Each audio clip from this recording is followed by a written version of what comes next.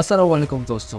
India के पड़ोसी मुल्क मालदीव से अब रिश्ता मजीद खराब होता नजर आ रहा है, क्योंकि अब मालदीव ने इंडिया को सरकारी तौर पर आगाह कर दिया है कि वो 15 मार्च तक आइलैंड से अपने आर्मी को वापस बुला ले।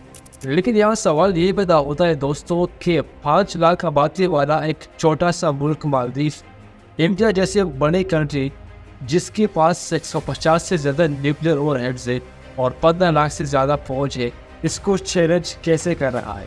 आज की इस वीडियो में हम बात करेंगे कि इंडिया और मालदीव की बीच जो एक कंट्रोवर्सी चल रही है या फिर चल क्या रहे इन दोनों मुल्कों के बीच, और मालदीव क्यों चाहता है कि इंडिया अपनी आर्मी को वापस बुला ले और इंडिया आर्मी मालदीव में कर क्या रहा है। आज की वीडियो में हम सब चीज़ों के बारे में बात करेंगे कि आखिर क्यों मालदीव इंडिया आउट के नारे लगा रहा है। वीडियो बहुत शानदार होने वाली है, तो वीडियो को लास्ट तक देखें और चैनल को भी ज़रूर सब्सक्राइब करें। तो चैनल स्टार्ट करते हैं। मालदीव लगभग 5 लाख आबादी वाला एक छोटा सा आइलैंड नुमा मुल्क है, जिसका एरिया सिर्फ 300 वर्ग किलोमीटर।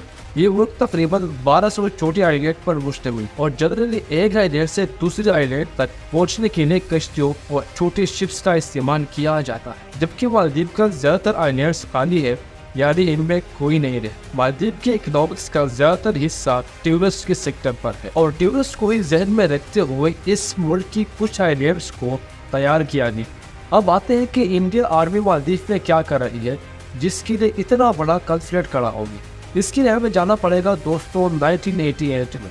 3 नवंबर 1988 को मालदीव की सदर महमूद अब्दुल क़य्यूम इंडिया के दौरे पर आने वाले थे और उन्हें लाने के लिए एक इंडियन एरोप्लेन दिल्ली से मालदीव की कैपिटल माली के लिए रवाना हो चुका था। अब ये एरोप्लेन कुछ ही देर में पहुंचने वाला था कि उस वक्त की Indian prime minister Rajiv Gandhi को एक अहम दौरे के सिलसिले में दिल्ली से बाहर जाना पड़ा और उन्होंने सदर क़य्यूम को फोन करके उनका दौरा मुलतवी कर दिया। अब सदर क़य्यूम के खिलाफ बगावत की मंसूबा बनाने वाले मालदीव के बिजनेसमैन अब्दुल्ला लुत्फी और इनके साथी अहमद इस्माइल मिंट ने यह प्लान किया कि बगावत को मुलतवी नहीं किया जाएगा।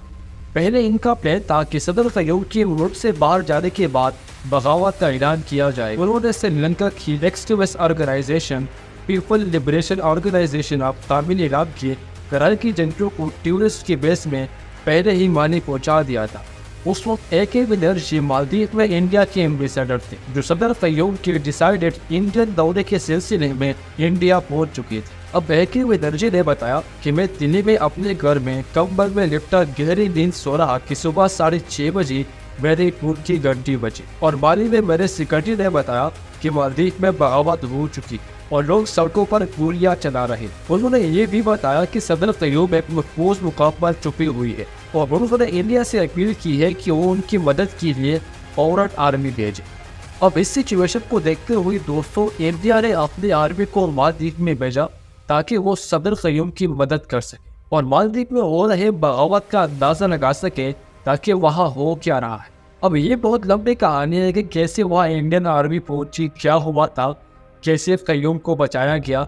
इस पर पूरी अलग तरह की वीडियो बन सकती है, लेकिन मैंने आपको समझाने के लिए इसे थोड़ा शॉर्ट कर दिया ताकि आपको समझ आ जाए कि इंडियन आर्मी वहाँ क्यों गई थी। अब आते हैं करंट सिचुएशन पर कि मालदीव में हो क्या रहा है, क्यों मालदीव में इंडिया आउट के नारे लगाए जा रहे हैं और मालदीव इंडियन आर्मी को क्यों निकालना चाहते हैं। हालांकि इंडियन आर्मी तो वहाँ उनकी मदद के लिए गई।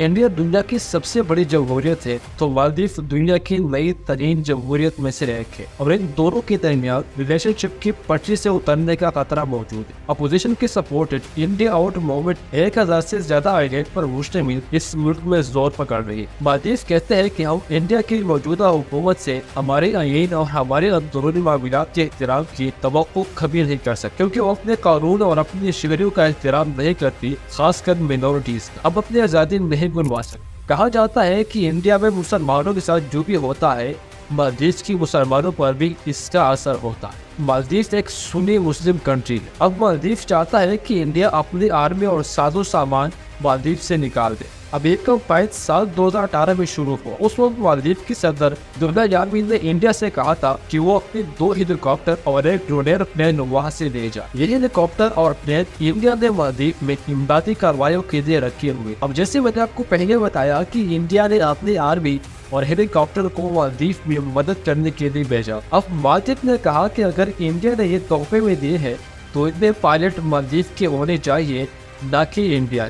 ये मामला इतना बढ़ गया कि लोगों ने इसके बारे में सड़कों पर एहतजाज शुरू कर दिया। पिछले साल को आयरलैंड एविएशन सर्विस लिमिटेड की फॉर्मर डायरेक्टर मोहम्मद अमीन ने कहा कि इंडिया से ड्रोनर लेना मसला नहीं, हम ड्रोनर के साथ इंडियन आर्मी की तैनाती के खिलाफ है। हमारे पास इसे चलाने के लिए काफी तजुर्बा मौजूद है। हमारे पास तोहफा कबूल करने या वापस करने का इख्तियार होना चाहिए।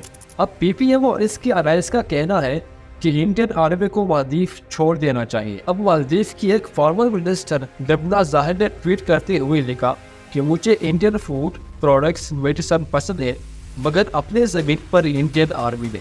अब Indian prime minister Narendra Modi ने जम्मू में इंडियन आइलैंड लक्षद्वीप का दौरा किया था और इसकी खूबसूरती की तारीफ करते हुए एक ट्वीट भी की। बहुत से लोगों ने खास तौर पर सोशल मीडिया पर इसे हुकूमत की तरफ से एक सिग्नल के तौर पर देखा कि इंडिया इशारा कर रहा है कि इसका आइलैंड लक्षद्वीप टूरिस्ट की जन्नत मालदीव का अल्टरनेटिव है, यानी मालदीव से ज़्यादा खूबसूरत। अब इसी ट्वीट के जवाब में मालदीव की मिनिस्टर्स ने मोदी पर शदीद तनकीद और इन्हें खिलाओ तक करार दे दिया। इस टेस्ट के बाद सोशल मीडिया पर इंडियंस ने मालदीव की बाइकाट का मुतालबा किया और कई फेमस सेलिब्रिटीज ने टूरिस्ट के लिए मालदीव की बजाय इंडियन आइलैंड लक्षद्वीप जाने की अपील जारी की। कुछ एक्सपर्ट के मुताबिक इंडिया के लिए बहुत तशवीशनाक बात है, क्योंकि वो इंडियन ओशन और अरेबियन सी में चाइना से मुकाबला कर रहा। मालदीव की इंडिया से जियोग्राफिक फ्लेक्सिबिलिटी इसे अहम बनाती है, खास तौर पर इसके लिए कि इंडियन ओशन का खित्ता सी ग्रीटिंग और इंटरकॉन्टिनेंटल बिजनेस के लिए अहम है। जो अभी इंडिया आउट के अपने मुहिम की आवाज़ को निभाने के लिए फराज़म नजर आ रहे हैं।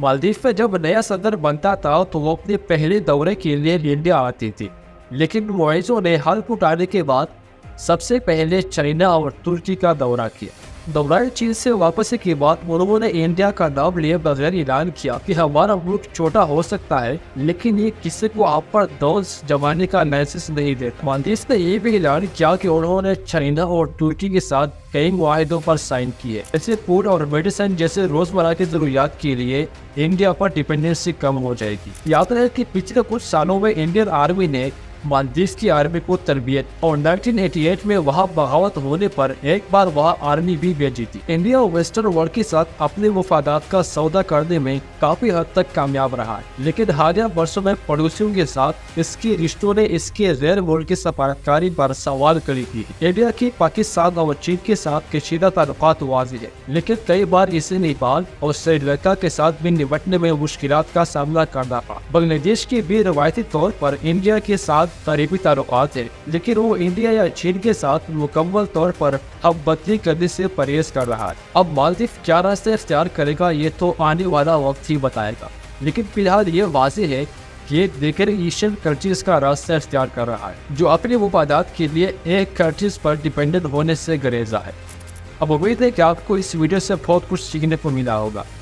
अगर वीडियो अच्छी लगे तो लाइक करें और हाँ, चैनल को भी ज़रूर सब्सक्राइब करें, ताकि अब आपके लिए इस तरह की इंफॉर्मेशन और न्यूज़ वाली वीडियो ना सके। मिलते हैं नेक्स्ट वीडियो में, तब तक के लिए टाटा बाय बाय।